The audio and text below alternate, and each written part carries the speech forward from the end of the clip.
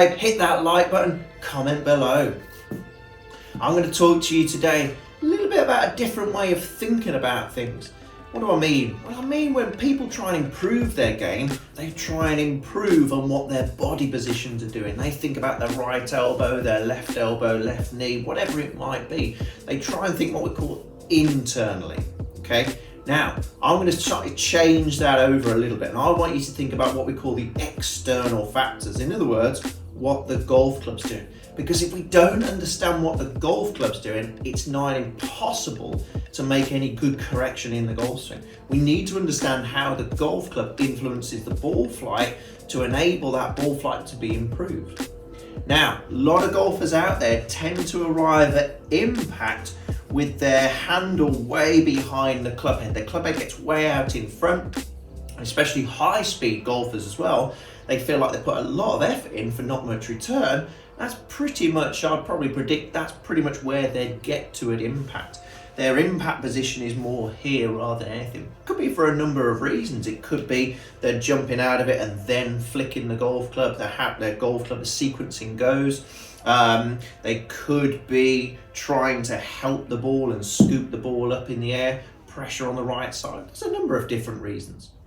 But for me, one collective feeling that we need to try and get to improve that. So for example, if you're a high speed golfer and you struggle for distance, even if you pull the ball, for a right-handed golfer this is, if you tend to pull the ball a bit to the left, this is a great tip for you.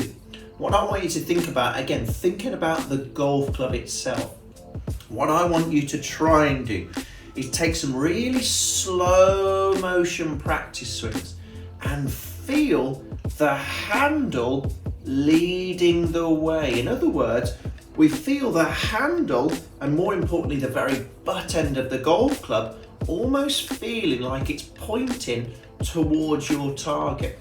Because if that butt end is pointing behind you, we're going to struggle. We're going to struggle to maintain good quality of contact. We're going to struggle with that distance. So what I want you to get that feeling of, I want you to get that feeling, that butt end of the golf club, really slow motion practice swings to begin with. I want you to get that feeling the butt end of the golf club is pointing as long as it can do towards your target. Now what you're going to feel, you're going to feel some variations in the wrist, the forearm. It's going to feel quite stiff. But what I don't want you to think about is what they're exactly doing. So I don't want you to think about if they're flexion, extension, or anything like that, pronating. I don't want you to think about any of that. We don't need to. Because here's the great thing.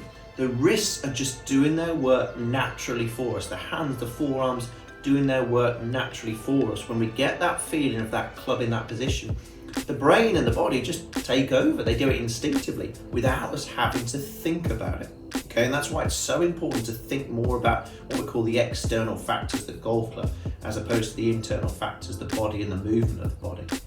So we like to get that feeling. If you suffer with that, if you get that club head too far out in front of impact and that handle behind, I want you to do some slow motion practice swings as you come into the golf ball, just thinking about feeling that butt end pointing towards your target for as long as it possibly can do. Because if that butt end at impact points behind you, we know we're not quite in the right position. We know we're not going to get the best golf shot going.